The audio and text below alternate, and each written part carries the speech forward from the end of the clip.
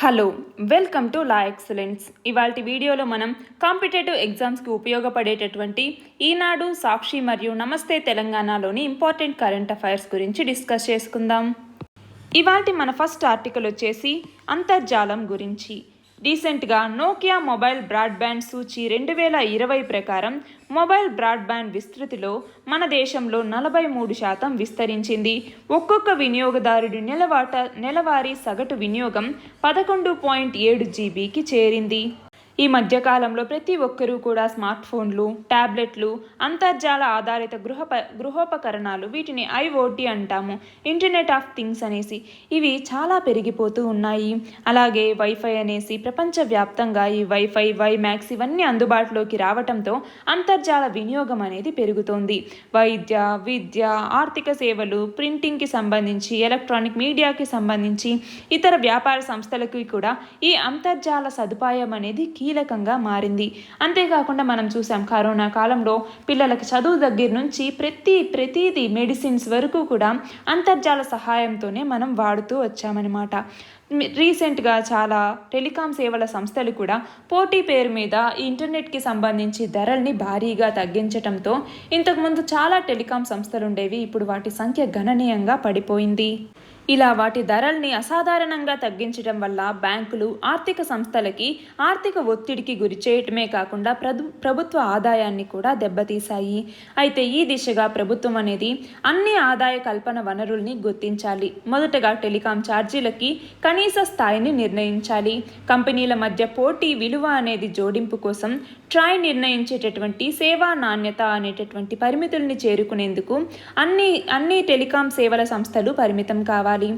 Next వచ్చేసి net neutrality, అంతర్జాల తటస్థత అంటాము. ఈ విధానాన్ని ప్రభుత్వం మళ్ళీ సమీక్షించుకోవాల్సినటువంటి అవసరం అనేది ఉంది. వేగవంతమైనటువంటి అంతర్జాల అనుసంధానతకి, ముఖ్యంగా వ్యక్తులకి, సంస్థలకి అధిక ధరలకు సమకూర్చి ప్రభుత్వ ఆదాయం పెంచుకోవాలి. ఇంకొకటి, ప్రజల సంరక్షణకర్తగా ప్రభుత్వానికి స్పెక్ట్రమ్ వనరు మీద పరిపూర్ణమైనటువంటి యాజమాన్యం అనేది ఉండాలి. లీజు, విక్రయం, మూడవ పక్షానికి తాకట్టు లాంటి చర్యల్ని అనుమతించకూడదు. కాల్ రేట్లు, డేటా ఛార్జీలు ఇప్పటి స్థాయి నుంచి కొంత పెంచినా కూడా భారత వినియోగదారుల మీద ఆ ప్రభావం నామమాత్రంగానే ఉంటుంది. దానివల్ల పొరిగేటటువంటి ఆదాయాల సానుకూల ప్రయోజనాలు చాలా రకాలుగా ఉంటాయి. కాబట్టి ఇలాంటి వాటిని చేయాల్సినటువంటి అవసరం ప్రభుత్వం మీద ఉంది. అంతేకాకుండా ప్రభుత్వ ఆదాయాలు పెరిగి స్థూల ఆర్థిక వ్యవస్థ అనేది దీనివల్ల పటిష్టమవుతుంది. ఆత్మనిర్భర్ భారత్, అలాగే ఎస్డిజి సమ్మిళిత అభివృద్ధి లక్ష్యాలు, సస్టైనబుల్ డెవలప్మెంట్ గోల్స్ నెరవేరేందుకు ఇవన్నీ కూడా దోహదపడతాయి. అంతేకాకుండా ఇంటర్నెట్ రేట్లు అనేవి పెంచితే రేట్లు ఎక్కువగా ఉంటాయి కాబట్టి వినియోగదారులు విచక్షణతో డేటానే వాడుకుంటారు. ఉత్పాదకత కార్యాల మీద కూడా వినియోగం అనేది పెరుగుతుంది. భూతాపాన్ని తగ్గించడానికి కూడా ఇది గణనీయంగా తోడ్పడుతుంది అన్నది ఈ ఆర్టికల్ అన్నమాట. దీనికి సంబంధించి క్వశ్చన్ చూడండి. డేటా ధరలు తక్కువగా ఉన్నటువంటి దేశాల్లో భారత స్థానం ఎంత? మొదటి స్థానంలో భారత్ అనేది ఉంది. ఇది దేనికి సంబంధించి? డేటా ఛార్జెస్కి సంబంధించి అతి తక్కువగా అంటే చీప్గా దొరికేటటువంటి డేటా అనేది మన దేశంలోనే ఉంది. రెండవది వచ్చేసి ఇంధన వ్యయాల విషయంలో భారతదేశం ఏ స్థానంలో ఉంది? ఇంధన వ్యయాలకి సంబంధించి మన భారతదేశం 115వ స్థానంలో ఉంది. డేటా ఛార్జెస్కి సంబంధించి అమెరికా అన్నది 188వ స్థానంలో ఉంది. ఇంధన వ్యయాలకి సంబంధించి అమెరికా అనేది 38వ స్థానంలో ఉంది. అయితే మన భారతదేశం వచ్చేసి 115వ స్థానంలో ఉంది. మన నెక్స్ట్ ఆర్టికల్ వచ్చేసి పట్టణీకరణలో భాగంగా ఉద్యోగ ఉపాధి అవకాశాల్లో భాగంగా నగరాలు, పట్టణాలకు వలసలు అనేవి పెరిగిపోతున్నాయి. దానివల్ల పట్టణీకరణ అనేది పెరిగిపోతోంది. జనాభా పెరిగిపోతూ ఉన్నటువంటి సందర్భంలో అక్కడ ఉండడానికి తగినంత స్థలం లేక చిన్న చిన్న కుంటలు, కాలువలు, చెరువులు వీటన్నింటినీ పూర్తి చేసి అక్కడ అక్రమ కట్టడాలను తీసుకొస్తూ ఉన్నారు. దీని ఫలితంగా లాస్ట్ ఇయర్ చూసాం, హైదరాబాద్లో భారీ వరదలు అనేవి రావటం జరిగింది. నీతి ఆయోగ్ నివేదికలో అక్కడ దురాక్రమణలే ప్రధాన కారణం అనేసి చెప్పటం జరిగింది. ప్రకృతి వైపరీత్యాలు తలెత్తుతున్నటువంటి వేళ నిర్వహణ ప్రణాళిక లోపాలకు సంబంధించి ఈ నివేదిక చెప్పటం జరిగింది. వాతావరణ హెచ్చరిక వ్యవస్థల్ని నిర్మాణాత్మకంగా వినియోగించటంలో వైఫల్యాల్ని కూడా ఈ నీతి ఆయోగ్ తన యొక్క నివేదికలో చెప్పటం జరిగింది. ఏళ్ల కొద్దీ పూడిక తీయకపోవటం, అక్రమ నిర్మాణాల్ని గుర్తించి వాటిని తొలగించటంలో నిర్లక్ష్యం వహించటం, మూసుకుపోయినటువంటి తూములను తెరవకపోవటం, గొలుసుకట్టు నాలాలు ఆక్రమణల తరహా ఇలాంటి మానవ తప్పిదాల వల్లే వరదల్లాంటి విపత్తులు తలెత్తుతున్నాయి అనేసి ఈ ఆర్టికల్లో ఇవ్వటం జరిగింది. దీనికోసం ప్రధాన నగరాలు, పట్టణాల్లో చెరువుల నిర్వహణ, పర్యవేక్షణ కోసం ప్రత్యేకంగా ఒక ప్రాధికార సంస్థను ఏర్పాటు చేయాల్సినటువంటి అవసరం అనేది ఉంటుంది. అధునాతన సాంకేతిక పరిజ్ఞానాన్ని వినియోగించి వరద నీటి నియంత్రణ చర్యలు చేపట్టాలి. చెరువులు, కుంటలు నిండిపోయి అలుగులు పారి లోతట్టు ప్రాంతాలని ముంచెత్తకుండా ఈ పొంగి పొర్లిపోయేటటువంటి నీటి ప్రవాహాన్ని మళ్లించటానికి వరద నీటి నాళాలని మెరుగుపరచాలి, వాటిని విస్తరించాలి. అలాగే సీవరేజ్కి, వరద నీటికి వేర్వేరు మురుగు మార్గాల్ని ఏర్పరచాలి. నిర్ణీత కాల పరిమితిలో కాలువలు, చెరువుల్లో పూడిక తీత అనేది చేపట్టాలి. ఆక్రమణదారుల పట్ల ప్రభుత్వం అనేది కఠినంగా వ్యవహరించాల్సినటువంటి అవసరం అనేది ఉంది. వరదలు, విపత్తుల్ని దృష్టిలో పెట్టుకుని నగర, పట్టణ ప్రణాళికల్ని ఏర్పరచాల్సినటువంటి అవసరం అనేది ఉంది అన్నది ఈ ఆర్టికల్. దీనికి సంబంధించి క్వశ్చన్ చూడండి. మన దేశంలో వరదల పెరుగుదలకు గల కారణాలను తెలపండి. ఏమేం కారణాలు చెప్తాము? ఇటు న్యాచురల్ కాజెస్ అనేవి ఉన్నాయి, ఇటు మ్యాన్ మేడ్ కాజెస్ అనేవి ఉన్నాయి అనేసి రాస్తాము. న్యాచురల్ కాజెస్ అంటే ఏంటి? ఒకటి climate change. International panel of climate change ఏదైతే ఉందో, international panel on climate change అన్నది రెయిన్ఫాల్ ఇంటెన్సిటీ, డ్యూరేషన్, ఫ్రీక్వెన్సీ ఇవన్నీ కూడా ఫ్యూచర్లో మరింత ఇంక్రీజ్ అవుతాయి అనేసి చెప్పటం జరిగింది. అంతేకాకుండా రెయిన్ఫాల్ ప్యాటర్న్ అనేది మన దగ్గర సరిగ్గా లేదు. ఈ రెయిన్ఫాల్ ప్యాటర్న్ చూస్తే 80% ప్రెసిపిటేషన్ అనేది మాన్సూన్ మంత్స్లో అంటే జూన్ నుంచి సెప్టెంబర్ వరకు మనకి రికార్డ్ అవుతూ ఉంది. అలాగే ట్రాన్స్ నేషనల్ రివర్స్ అంటే బ్రహ్మపుత్ర, గంగాకు సంబంధించినటువంటి కొన్ని ట్రిబ్యూటరీస్ ఇవన్నీ కూడా ఇండియాలో వరదలకి కారణమవుతూ ఉన్నాయి. అంతేకాకుండా సడన్గా టోపోగ్రఫీలో చేంజెస్ రావటం, అంటే హై మౌంటైన్స్ నుంచి ప్లెయిన్ ఏరియాస్ వరకు కూడా ఫ్లడ్స్ అనేవి రావటానికి ఇవి కూడా ఒక కారణం. అంతేకాకుండా అర్త్క్వేక్స్ రావటం వల్ల కూడా వరదలకి కారణమవుతూ ఉన్నాయి. National disaster management authority NDMA అంటాము. దీని ప్రకారం 56% ఏరియా అనేది మన ఇండియాలో మోడరేట్ నుంచి మేజర్ ఎర్త్క్వేక్స్కి వల్నరబుల్గా ఉంది అనేసి చెప్పటం జరిగింది. ఇక మ్యాన్ మేడ్ లేదా హ్యూమన్ కాజెస్ అనేసి పిలుస్తూ ఉంటాము. దీని కింద ఏంటి? అన్ప్లాన్డ్ డెవలప్మెంట్ వల్ల ఫ్లడ్ కంట్రోల్ స్ట్రక్చర్స్ ఫెయిల్యూర్ అవ్వటం, అలాగే డ్రైనేజ్ ఇన్ఫ్రాస్ట్రక్చర్ సరిగ్గా లేకపోవటం, డిఫారెస్ట్రేషన్, ల్యాండ్ యూజ్ చేంజ్ అనేది జరగటం, అలాగే రివర్ బెడ్స్ సెడిమెంటేషన్ ఇవన్నీ కూడా ఫ్లడ్స్ రావటానికి కారణాలుగా ఉన్నాయి. అంతేకాకుండా అర్బన్ ఫ్లడ్స్ అనేవి మనం వినే ఉంటాము. అర్బన్ ఫ్లడ్స్ రీసెంట్గా హైదరాబాద్లో వచ్చిన దాన్ని ఈ అర్బన్ ఫ్లడ్స్కి కారణంగా చెప్పచ్చు. ఏంటి? అక్కడ ఉన్నటువంటి ఆల్రెడీ లేక్స్, అలాగే డ్రైనేజెస్ కావచ్చు, కెనాల్స్ కావచ్చు, వీటన్నింటి పూడిక వల్ల అక్కడ డ్రైనేజ్ సిస్టమ్ సరిగ్గా లేక ఆ నీరు ఎటెల్లాలో తెలియక అది అర్బన్ ఏరియాస్లోకి వచ్చేస్తుంది. దాన్నే మనం అర్బన్ ఫ్లడ్స్ అనేసి పిలుస్తూ ఉంటాము. వెట్లాండ్స్ మరియు వాటర్ వేస్ని ఎంక్రోచ్ చేయటం వల్ల, అంతేకాకుండా ఆ ప్రాంతంలో డ్రైనేజ్ ఇన్ఫ్రాస్ట్రక్చర్ని సరిగ్గా మెయింటైన్ చేయకపోవటం వల్ల అక్కడ వాటి యొక్క కెపాసిటీ అనేది తగ్గిపోయి రోడ్ల మీదకి వాటర్ వచ్చేటటువంటి అవకాశాలు అనేవి ఉన్నాయి. అంతేకాకుండా ప్రీ డిజాస్టర్ ప్లానింగ్ అనేది లేకపోవటం వల్ల, ప్రీ డిజాస్టర్ ప్లానింగ్ అనేది ఉంటే మంచిదేనండి. ఈ ప్రీ డిజాస్టర్ ప్లానింగ్ లేకపోవటం వల్ల కూడా ఫ్లడ్ మేనేజ్మెంట్ చేయలేక ఫ్లడ్స్ వచ్చేటటువంటి అవకాశం అనేది ఉంది. దీనికోసం ఏం చేయాలి మరి? డిజాస్టర్ ప్రిపేర్డ్నెస్ ప్లాన్ని తీసుకురావాల్సినటువంటి అవసరం అనేది ఉంది. దీని కింద డిజాస్టర్ ప్రిపేర్డ్నెస్ చేపట్టేలాగా ఫ్లడ్ హాట్స్పాట్ మ్యాపింగ్ని చేయటం, అది కూడా లోకల్ లెవెల్లోనూ రీజనల్ స్కేల్లోనూ చేయటం, అలాగే రైపేరియన్ జోన్స్లో రెగ్యులేషన్ మరియు మేనేజ్మెంట్ చేయటం అన్నమాట. దాని ద్వారా ఎరోజన్ చేయకుండా కాపాడటం, అలాగే రివర్ ఫ్లడ్ మోడలింగ్ని చేపట్టి దాని ద్వారా రిజర్వాయర్ బ్రీచ్ అవ్వకుండా చూసుకోవటం, ఎమర్జెన్సీ వాటర్ రిలీజ్ అన్నది డ్యామ్స్ నుంచి చేపట్టడం లాంటివన్నీ చేపడతారనమాట. ఇది మాత్రమే కాకుండా జాగ్రఫిక్ ఇన్ఫర్మేషన్ సిస్టమ్ అన్నటువంటి దాని ద్వారా map based satellite imageries technique అనమాట ఇది. దీని ద్వారా ఎర్లీగా ఫ్లడ్ వార్నింగ్ సిస్టమ్స్ని ఇవ్వడానికి ఇది ఉపయోగపడుతుంది. ఇవి మాత్రమే కాకుండా ఎకనాలజికల్ సాఫ్ట్ సొల్యూషన్స్ని అంటే రైపేరియన్ జోన్స్ని మేనేజ్ చేయటం, వాటిని రెస్టోరేషన్ చేయటం, అలాగే అఫారెస్టేషన్ చేయటం, అలాగే రెయిన్ వాటర్ రిటెన్షన్ చేయటం, రివర్ డిశ్చార్జ్ని రెడ్యూస్ చేయటం లాంటివన్నీ చేపట్టడం, అలాగే కొన్ని డైక్స్ని తీసుకురావటం, డ్యామ్స్ని కన్స్ట్రక్ట్ చేయటం, కల్వర్ట్స్ని ఏర్పాటు చేయటం, అలాగే రివర్ ఛానల్స్ని వైడెన్ చేయటం, డీపెన్ చేయటం, అలాగే వాటర్ని డైవర్ట్ చేసి స్టోర్ చేయటం, అంటే వాటర్ డౌన్ స్ట్రీమ్కి రీచ్ అయ్యే టైంని ఇంక్రీజ్ చేయడానికి కొన్ని సొల్యూషన్స్ని మనం ఇంటిగ్రేటెడ్ అప్రోచ్లో తీసుకొచ్చి ఈ వరదల్ని మనం నివారించవచ్చు. అంతేకాకుండా డిజాస్టర్ రిస్క్ రిడక్షన్కి సంబంధించి మనకి సెండాయ్ ఫ్రేమ్వర్క్ అనేది ఒకటి ఉంది. ఈ సెండాయ్ ఫ్రేమ్వర్క్ని సరిగ్గా తీసుకురావటం అనమాట.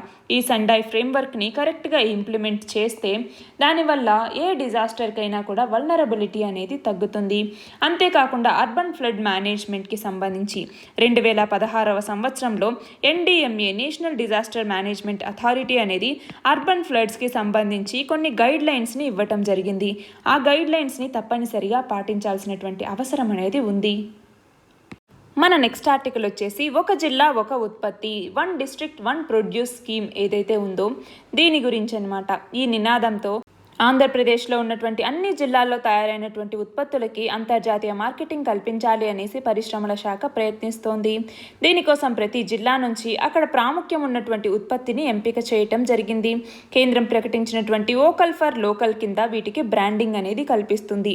దీనికి సంబంధించి శ్రీకాకుళంలో పొందూరు కాటన్, విజయనగరంలో మ్యాంగో జెల్లీ, విశాఖపట్నంలో ఏటి కొప్పాక బొమ్మలు, తూర్పుగోదావరిలో కొబ్బరి పీచ్ ఆధారిత ఉత్పత్తులు, నరసాపురంలో కుట్టు లేస్లు, కృష్ణాలో కొండపల్లి బొమ్మలు, గుంటూరు మిర్చి, ప్రకాశం గ్రానైట్ పాలిషింగ్, నెల్లూరు చెక్కతో తయారైనటువంటి చిన్న గెరిటెలు, చిత్తూరు కలంకారీ, అనంతపురం రెడీమేడ్ వస్త్రాలు, Kadapa barium, Kurnool stone quarrying వీటన్నింటినీ ఎంపిక చేయటం జరిగింది. రీసెంట్గా ఆత్మనిర్భర్ భారత్ అభియాన్ కింద డిస్ట్రిక్ట్స్ని ఎక్స్పోర్ట్ హబ్గా మార్చడం కోసం department of promotion of industry and internal trade అనేది మేజర్ స్టేక్ హోల్డర్గా ఈ 1 డిస్ట్రిక్ట్ 1 ప్రోడక్ట్ అనేటటువంటి ఒక ఇనిషియేటివ్ని తీసుకురావటం జరిగింది. దీని కింద ప్రతి స్టేట్ మరియు యూటీ గవర్నమెంట్ కూడా వాటి కింద ఉన్నటువంటి ఒక్కొక్క జిల్లాల్లో ఒక్కొక్క ప్రోడక్ట్ని స్పెషల్గా తీసుకొని వాటిని ప్రొడ్యూస్ చేయటం జరుగుతుంది. మొత్తం 106 ప్రొడక్ట్స్ని ఐడెంటిఫై చేయటం జరిగింది. మొత్తం 103 డిస్ట్రిక్ట్స్ ఏవైతే 27 స్టేట్స్లో ఉన్నాయో వీటి నుంచి మొత్తం 103 డిస్ట్రిక్ట్స్లో 106 ప్రొడక్ట్స్ని ఎంపిక చేయటం జరిగింది. దీనికి సంబంధించి క్వశ్చన్ చూడండి. ఒక జిల్లా ఒక ఉత్పత్తి లేదా 1 డిస్ట్రిక్ట్ 1 ప్రోడక్ట్ అనేటటువంటి పేరుతో మొదట ఏ రాష్ట్రం దేశీయ ఉత్పత్తుల్ని ప్రోత్సహించడానికి ఈ పథకాన్ని ప్రవేశపెట్టింది? మొదట ఉత్తరప్రదేశ్ ప్రభుత్వం అన్నది తన దగ్గర ఉన్నటువంటి 75 డిస్ట్రిక్ట్స్లో కూడా ఇండిజినస్గా ప్రొడ్యూస్ చేసినటువంటి అంటే అక్కడ లోకల్గా ప్రొడ్యూస్ చేసినటువంటి ప్రోడక్ట్స్ ఏవైతే ఉన్నాయో వాటికి సంబంధించి ప్రమోషన్ ఇవ్వటం, వాటికి సంబంధించినటువంటి స్కిల్ డెవలప్మెంట్ ఇవ్వటం ఇలాంటివన్నీ చేపట్టి అక్కడ వాళ్ళ ఉత్పత్తుల్ని ప్రోత్సహించటం కోసం 1 డిస్ట్రిక్ట్ 1 ప్రోడక్ట్ అన్నటువంటి దాన్ని తీసుకురావటం జరిగింది. దీని కింద వాళ్ళకి కామన్ ఫెసిలిటీ సెంటర్స్ని ఏర్పాటు చేయటం, దాని ద్వారా 90% ప్రాజెక్ట్ కాస్ట్కి ఫినాన్షియల్ అసిస్టెన్స్ని ఇవ్వటం, అలాగే మార్కెటింగ్ డెవలప్మెంట్ అసిస్టెన్స్ని ఇవ్వటం, స్కిల్ డెవలప్మెంట్ని ఇవ్వటం ఇలాంటివన్నీ చేపట్టడం ద్వారా అక్కడ లోకల్ క్రాఫ్ట్స్ మరియు స్కిల్స్ అలాగే అక్కడ ఉన్నటువంటి ఆర్ట్ వీటి డెవలప్మెంట్ని ప్రమోట్ చేయటం మరియు ప్రిజర్వేషన్ చేయటం కోసం ఈ ఒక జిల్లా ఒక ఉత్పత్తి 1 డిస్ట్రిక్ట్ 1 ప్రోడక్ట్ అన్నది బాగా ఫేమస్ అయిందనమాట. దాన్ని ఒక రోల్ మోడల్గా తీసుకొని మన ఇండియా మొత్తంలో 27 స్టేట్స్లో ఉన్నటువంటి దాదాపు 103 డిస్ట్రిక్ట్స్లో 106 ప్రోడక్ట్స్ని సెలెక్ట్ చేయటం జరిగింది. వీటిని ఇక్కడ అభివృద్ధి చేసి అంతర్జాతీయ మార్కెటింగ్ కల్పించాలి అనేసి అనుకుంటూ ఉన్నారు. మన నెక్స్ట్ ఆర్టికల్ వచ్చేసి ప్రపంచంలోనే అత్యంత ఎత్తైనటువంటి రైల్వే లేన్ నిర్మాణాన్ని జమ్మూ కాశ్మీర్లో ఉన్నటువంటి చీనాబ్ నది మీద నిర్మిస్తూ ఉన్నారు. జమ్మూ కాశ్మీర్లో ఉన్నటువంటి రియాజీ జిల్లాలో చీనాబ్ నది మీద చేపట్టినటువంటి ఈ ప్రాజెక్టులో కీలక దశ అనేది పూర్తయింది. ప్రధాన ఆర్చ్లో ఉన్నటువంటి 2 అంచుల్ని ఇంజనీర్లు అనుసంధానం చేశారు. తర్వాతి దశలో ఈ ఆర్చ్కి ఎగువన నిర్మాణాలని చేపట్టి రైలు పట్టాల్ని వేస్తే ఆ వంతెన అనేది పూర్తవుతుంది. దీనికి సంబంధించినటువంటి క్వశ్చన్ చూడండి. ప్రపంచంలోనే అత్యంత ఎత్తైనటువంటి రైల్వే లైన్ నిర్మాణాన్ని ఏ నది మీద చేపడుతున్నారు? ఏ నది మీద? చీనాబ్ నది మీద. జమ్మూ కాశ్మీర్లో ఉన్నటువంటి రియాసీ జిల్లాలో చీనాబ్ నది మీద ప్రపంచంలోనే అత్యంత ఎత్తైనటువంటి రైల్వే లైన్ నిర్మాణాన్ని చేపడుతూ ఉన్నారు. ఇది ప్యారిస్లో ఉన్నటువంటి ఐఫిల్ టవర్ ఏదైతే ఉందో దాంతో పోలిస్తే దీని ఎత్తు 30 మీటర్లు ఎక్కువగా ఉంటుంది. నదీ గర్భం నుంచి దాదాపు 359 మీటర్ల ఎత్తులో ఈ వంతెన అనేది ఉంది. ఈ వంతెన యొక్క నిర్మాణానికి మొత్తం 1250 కోట్ల రూపాయల వ్యయం అనేది అవుతోంది. దీని పొడవు మొత్తం 1315 మీటర్లు. చైనాలో ఉన్నటువంటి బెయిపాన్ నది మీద ఉన్నటువంటి షుబాయ్ అనేటటువంటి రైల్వే వంతెన మొత్తం 275 మీటర్ల పేరిట ప్రపంచ రికార్డు అనేది సృష్టించింది. ఇప్పుడు చీనాబ్ నది మీద కడుతున్నటువంటి ఈ వంతెన మొత్తం 359 మీటర్లు అనమాట. రైలు మార్గం ద్వారా కాశ్మీర్ని భారతదేశంలో ఉన్నటువంటి మిగిలిన ప్రాంతాలతో అనుసంధానించేందుకు 28,000 కోట్ల రూపాయలతో చేపట్టినటువంటి ఉదంపూర్, శ్రీనగర్, బారాముల్లా రైల్వే ప్రాజెక్టులో ఇది కూడా ఒక భాగం అనమాట. ఈ ప్రాజెక్ట్ కింద మొత్తం 272 కిలోమీటర్ల పొడవైనటువంటి రైలు మార్గాన్ని నిర్మిస్తారు. అందులో ఉదంపూర్, కాత్రా, బనిహాల్, క్వాజీగండ్, బారాముల్లా సెక్షన్లలో పనులు అనేవి ఇప్పటికే పూర్తయ్యాయి.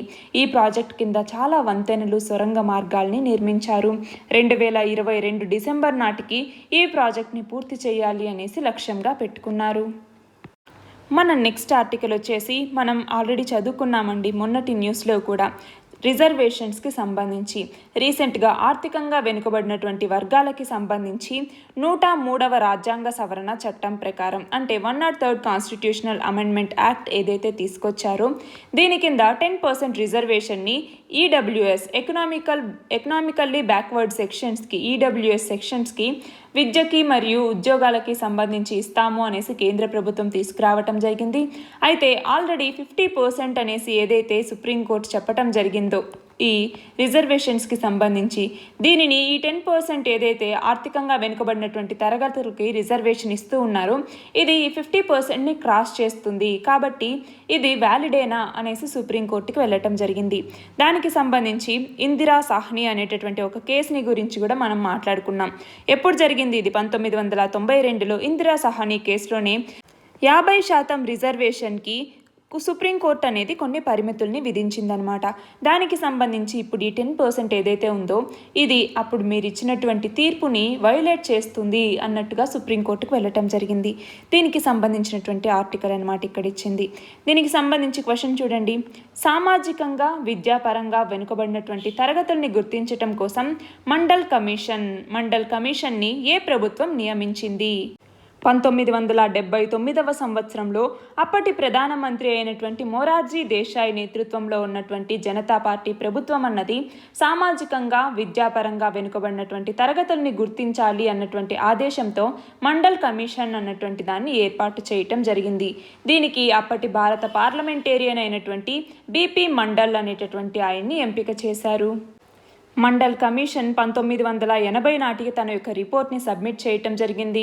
ఇందులో కులం, ఆర్థిక, సామాజిక పారామితుల్ని ఆధారం చేసుకుని భారతదేశ జనాభాలో 52% ప్రజల్ని ఓబీసీలుగా కేటగరైజ్ చేయటం జరిగింది.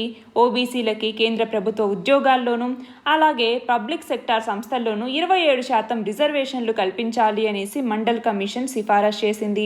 ఈ సిఫారసు ప్రకారమే ఈ 27% కలుపుకొని షెడ్యూల్డ్ కులాలు, షెడ్యూల్డ్ తెగలు, ఓబీసీల రిజర్వేషన్లు మొత్తం కూడా 49%కి చేరుతాయి. అయితే 1980 డిసెంబర్ 31 నాటికి మండల్ కమిషన్ తన యొక్క నివేదికను ఇస్తే అప్పటికే నివేదికకు ఆదేశించినటువంటి మొరార్జీ దేశాయ్ ప్రభుత్వం అనేది కూలిపోయి ఇందిరాగాంధీ విజయం సాధించి ప్రభుత్వం ఏర్పాటు చేయటం జరుగుతుంది. అప్పుడు ఇందిరాగాంధీ, ఆ తర్వాత ప్రధాని అయినటువంటి రాజీవ్ గాంధీ వీళ్ళందరూ ఈ ప్రభుత్వాలన్నీ కూడా ఈ నివేదికను ఆమోదించకుండా పక్కన పెట్టారనమాట. తర్వాత 1990వ సంవత్సరం ఆగస్టులో అప్పటి ప్రధాని అయినటువంటి విపి సింగ్ ప్రభుత్వం ఈ నివేదికను అమలు చేయడానికి నిర్ణయించుకుంది. ఇలా మొరార్జీ దేశాయ్ ప్రభుత్వం బిపి మండల్ అనేటటువంటి ఆయనని 1979వ సంవత్సరంలో ఈ సామాజిక విద్యాపరంగా వెనుకబడినటువంటి తరగతుల్ని గుర్తించటం కోసం ఈ మండల్ కమిషన్ని ఏర్పాటు చేశారు.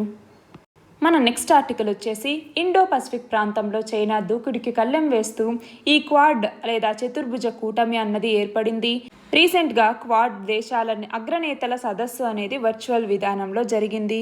ఇందులో భాగంగా టీకాల తయారీలో భాగస్వామ్యాన్ని, వ్యాక్సిన్లు, వాతావరణ మార్పులు, కీలక సాంకేతిక పరిజ్ఞానాల మీద 3 కార్యాచరణ బృందాల ఏర్పాటు కోసం క్వాడ్ ఒక సంయుక్త ప్రకటనని చేయటం జరిగింది.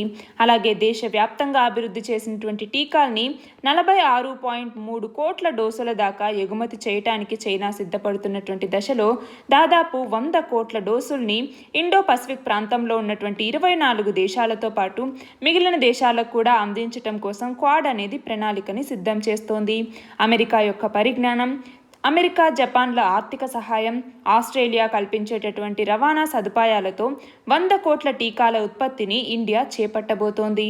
మనం గమనిస్తే ఈ క్వాడ్లో ఉన్నటువంటి 4 దేశాలు ఏమేం దేశాలు ఉన్నాయి? ఇండియా అనేది ఉంది, యుఎస్ఏ, జపాన్, ఆస్ట్రేలియా, ఈ 4 దేశాలు ఉన్నాయి కదా. ఇందులో ఇవి 3 కూడా నాటోకి సంబంధించినటువంటివి అనమాట. అంటే నాటోలో సభ్యులుగా ఉన్నటువంటి దేశాలు. ఇండియా మాత్రమే నాటో సభ్యత్వం అనేది ఇండియాకి లేదు. ఇలా ఈ 4 దేశాలు కూడా కరోనా టీకాలు 100 కోట్ల డోసులు పంపిణీ చేయాలి అనుకుంటుందో వీటి కోసం జాన్సన్ అండ్ జాన్సన్ అనేటటువంటి కంపెనీ, ఇది అమెరికాకి సంబంధించినటువంటి కంపెనీ అనమాట. ఈ కంపెనీ తయారు చేసినటువంటి టీకాని మన దేశంలో ఉన్నటువంటి బయోలాజికల్ ఈ లిమిటెడ్ అనేటటువంటి సంస్థ ఏదైతే ఉందో అది మన దేశంలో ఉత్పత్తి చేయటం జరుగుతుంది. ఉత్పత్తి చేసి 100 కోట్ల డోసుల్ని కూడా ఇండో పసిఫిక్ ప్రాంతంలో ఉన్నటువంటి దేశాలకి అందిస్తుంది. దీనికి సంబంధించి క్వశ్చన్ చూడండి. క్వాడ్ లేదా చతుర్భుజ కూటమి ఏ సంవత్సరంలో ఏర్పడింది? క్వాడ్ దేశాల అగ్రనేతల సదస్సు ఇటీవల ఏ రోజున వర్చువల్ విధానంలో ప్రారంభమైంది? 2007 సంవత్సరంలో క్వాడ్ లేదా చతుర్భుజ కూటమి అనేది ఏర్పడింది. ఇటీవల ఏ రోజున వర్చువల్ విధానంలో ప్రారంభమైంది? మార్చ్ 12, 2021లో క్వాడ్ లేదా చతుర్భుజ కూటమి దేశాల యొక్క అగ్రనేతల సదస్సు అనేది వర్చువల్ విధానంలో ప్రారంభమైంది. మన నెక్స్ట్ ఆర్టికల్ వచ్చేసి వస్తు సేవల పన్ను లేదా గూడ్స్ అండ్ సర్వీసెస్ ట్యాక్స్ అనేసి మనం పిలుస్తాము. ఈ గూడ్స్ అండ్ సర్వీసెస్ ట్యాక్స్ని ఎప్పుడు తీసుకురావటం జరిగింది? అసలు ఏ రాజ్యాంగ సవరణ ద్వారా తీసుకురావటం జరిగింది? వస్తు సేవల పన్నుని 101వ రాజ్యాంగ సవరణ చట్టం ద్వారా తీసుకొచ్చారు. ఈ జిఎస్టీని జూలై 1వ తేదీ 2017 నుంచి అమల్లోకి తీసుకురావటం జరిగింది.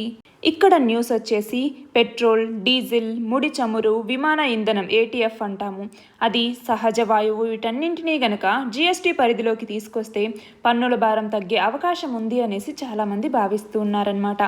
అయితే ఇప్పుడు వీటిని జిఎస్టీ పరిధిలోకి తీసుకొచ్చేటటువంటి ప్రతిపాదన ఏదీ లేదు అనేసి రీసెంట్గా ఆర్థిక మంత్రి చెప్పటం జరిగింది. అంతేకాకుండా మన దేశంలో గత 2 ఏళ్లుగా 2000 నోట్లను ముద్రించటం లేదు, వాటి యొక్క చలామణి అనేది తగ్గుతూ వస్తోంది అనేసి కేంద్ర ఆర్థిక సహాయ మంత్రి చెప్పటం జరిగింది. దీనికి సంబంధించి క్వశ్చన్ చూడండి. వస్తు సేవల పన్ను లేదా గూడ్స్ అండ్ సర్వీసెస్ ట్యాక్స్ జిఎస్టీని ఏ రాజ్యాంగ సవరణ చట్టం ద్వారా తీసుకొచ్చారు? వస్తు సేవల పన్ను పరిధిలోకి వేటిని తీసుకురాలేదు? జిఎస్టీని ఏ రాజ్యాంగ సవరణ చట్టం ద్వారా తీసుకొచ్చారు?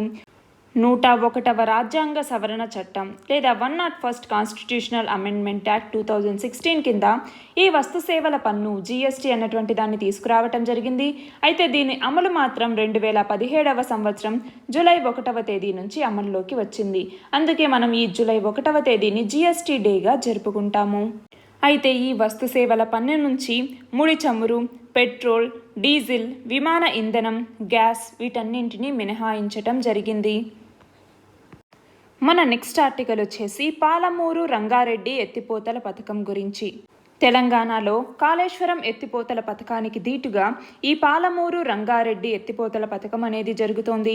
దీని ద్వారా దిగువన ఉన్నటువంటి కృష్ణానదిని ఎగువకు ఎత్తిపోయటం కోసం ఈ పాలమూరు రంగారెడ్డి ఎత్తిపోతల పథకాన్ని తీసుకురావటం జరిగింది. దీని కింద దాదాపు 12.30 లక్షల ఎకరాలకి సాగునీరు అందించటం, 1,00,000 మందికి తాగునీరు అందించటం ఉద్దేశంతో పాలమూరు రంగారెడ్డి ఎత్తిపోతల పథకాన్ని తెలంగాణ ప్రభుత్వం నిర్మిస్తోంది. ఇందులో 50 కిలోమీటర్ల మేర ప్రధాన కాలువ అనేది భూమిపైన ఉంటుంది. మిగిలినటువంటి నిర్మాణాలన్నీ కూడా భూగర్భంలోనే ఉన్నాయి. సర్జ్ పూల్, పంప్ హౌస్ లాంటివన్నీ కూడా భూగర్భంలోనే ఉన్నాయి. భూ ఉపరితలం నుంచి సగటున 100 మీటర్ల లోతు వరకు ఇవి ఉన్నాయి. సర్జ్ పూల్ యొక్క సగటు లోతు సుమారు 75 మీటర్ల వరకు ఉంటుంది. దీనికి సంబంధించి క్వశ్చన్ చూడండి. పాలమూరు రంగారెడ్డి ఎత్తిపోతల పథకాన్ని ఏ నది నీటిని మళ్లించటం కోసం చేపట్టారు? ఏ నది నీటిని? కృష్ణా నది నీటిని మళ్లించటం కోసం ఈ పాలమూరు రంగారెడ్డి ఎత్తిపోతల పథకాన్ని చేపట్టడం జరిగింది. 2 అంటే పాలమూరు, రంగారెడ్డి ఈ 2 జిల్లాలని సస్యశ్యామలం చేసే విధంగా ఈ ఎత్తిపోతల పథకాన్ని చేపట్టారు. మన నెక్స్ట్ ఆర్టికల్ వచ్చేసి సిప్రి ఇచ్చినటువంటి నివేదిక గురించి. SIPRI Stockholm International Peace Research Institute అనేసి చెప్తాము. ఈ సిప్రి అనేది ఆర్మమెంట్స్, డిసార్మమెంట్ మరియు ఇంటర్నేషనల్ సెక్యూరిటీకి సంబంధించి ఒక రీసెర్చ్ రిపోర్ట్ని ఇవ్వటం జరిగింది. ఇందులో భారత ఆయుధ దిగుమతుల్లో తగ్గుదల అనేది నమోదవుతోంది. 2011-15, 2016-20 మధ్య కాలంలో మన భారత ఆయుధ కొనుగోళ్లు 33% తగ్గుముఖం పట్టాయి అనేసి ఈ సిప్రి తన యొక్క నివేదికలో వెల్లడించింది. దీనివల్ల రష్యా మీదే ఎక్కువగా ప్రభావం పడినట్టు తెలిపింది. ఎందుకంటే రష్యా నుంచే భారత్కి ఆయుధ ఎగుమతులు 53% పడిపోయాయి. అలాగే అమెరికా నుంచి భారత్ దిగుమతులు కూడా 46% తగ్గాయి అనేసి తన యొక్క నివేదికలో చెప్పటం జరిగింది. ఇందులో భాగంగా భారత ప్రభుత్వం స్వదేశీ ఆయుధ పరిశ్రమకి ఊతమివ్వటం కోసం 2025 నాటికి దేశీయ ఆయుధ రంగంలో 1.75 లక్షల కోట్ల ఉత్పత్తిని సాధించాలి అనేసి లక్ష్యంగా పెట్టుకోవటం జరిగింది. అంతేకాకుండా అంతర్జాతీయ ఆయుధ ఎగుమతుల్లో రష్యా వాటా అనేది 20% మేర ఉంటుంది. 2016-20లో రష్యా ఆయుధ విక్రయాలు 22% పడిపోయాయి. దీనికి ప్రధాన కారణం భారత దిగుమతులు తగ్గిపోవటమే. అంతేకాకుండా చైనా, అల్జీరియా, ఈజిప్ట్కి రష్యా ఆయుధ ఎగుమతులు భారీగా పెరిగాయి. ప్రపంచంలోనే 5వ పెద్ద ఆయుధ ఎగుమతిదారుగా ఉన్నటువంటి చైనాకి కూడా నష్టం అనేది వచ్చింది. చైనా ఆయుధ ఎగుమతులు 7.8% తగ్గాయి.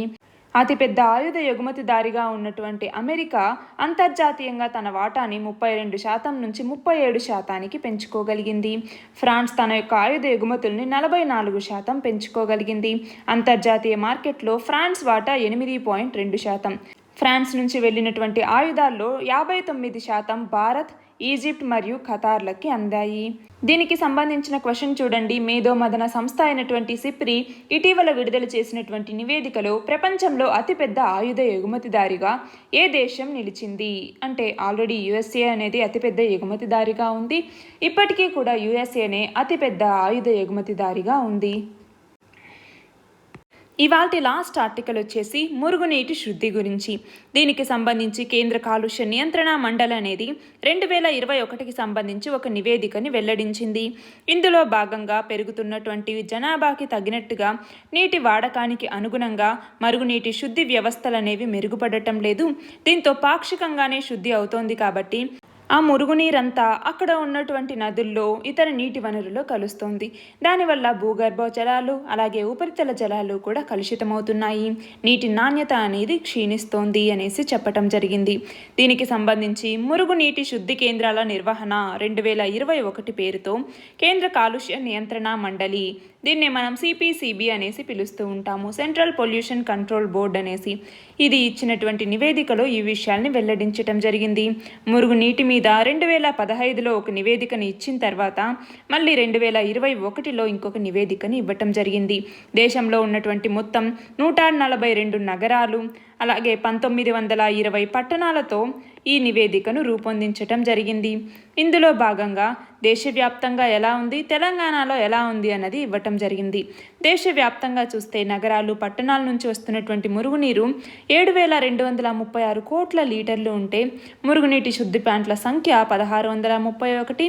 దాంట్లో మురుగునీటి శుద్ధి సామర్థ్యం 3,184 కోట్ల లీటర్లు అనమాట. అంటే 7,236 కోట్ల లీటర్లు వస్తూ ఉంటే కేవలం 3,184 కోట్ల లీటర్లు మాత్రమే శుద్ధిని చేస్తూ ఉన్నారు. ఇందులో శుద్ధి చేస్తున్నటువంటి మురుగునీరు కూడా కేవలం 1,219 కోట్ల లీటర్లు మాత్రమే అన్నమాట. అంటే వాటి సామర్థ్యం 3,184 కోట్ల లీటర్లుంటే శుద్ధి చేస్తున్నటువంటి మురుగునీరు మాత్రం 1,219 కోట్ల లీటర్లు మాత్రమే. ఈ మురుగునీటి శుద్ధి కేంద్రాల యొక్క ఏర్పాటు మరియు నిర్వహణకి సంబంధించి మహారాష్ట్ర, ఉత్తరప్రదేశ్, కర్ణాటక, ఢిల్లీ, గుజరాత్లో బాగుంది. దేశవ్యాప్తంగా శుద్ధి కేంద్రాల సదుపాయాల్లో 60% ఈ రాష్ట్రాల్లోనే ఉన్నాయి అనేసి సెంట్రల్ పొల్యూషన్ కంట్రోల్ బోర్డ్ అనేది తెలిపింది. దీనికి సంబంధించి క్వశ్చన్ చూడండి. మురుగునీటి శుద్ధి కేంద్ర నిర్వహణ 2021 పేరుతో నివేదికని ఇటీవల ఎవరు విడుదల చేశారు? CPCB, central pollution control board లేదా కేంద్ర కాలుష్య నియంత్రణ మండలి. నిన్నటి క్వశ్చన్ వచ్చేసి పక్షులు, జంతువులను చంపడాన్ని నివారించటం కోసం ఏ రాష్ట్ర ప్రభుత్వం ఎయిర్ గన్ సరెండర్ అనే కార్యక్రమాన్ని ప్రారంభించింది? అరుణాచల్ ప్రదేశ్ అన్నది పక్షులు, జంతువులను చంపటాన్ని నివారించటం కోసం ఈ ఎయిర్ గన్ సరెండర్ అనేటటువంటి కార్యక్రమాన్ని ప్రారంభించింది. ఇవాల్టి క్వశ్చన్ వచ్చేసి ఇటీవల ఫాల్కన్ 9 రాకెట్తో 60 స్టార్లింక్ ఉపగ్రహాల్ని విజయవంతంగా అంతరిక్షంలోకి పంపిన సంస్థ ఏది? దీని ఆన్సర్ కమెంట్ సెక్షన్లో ఇవ్వండి. కరెక్ట్ ఆన్సర్ రేపటి వీడియోలో చూద్దాం. All the very best and thank you very much.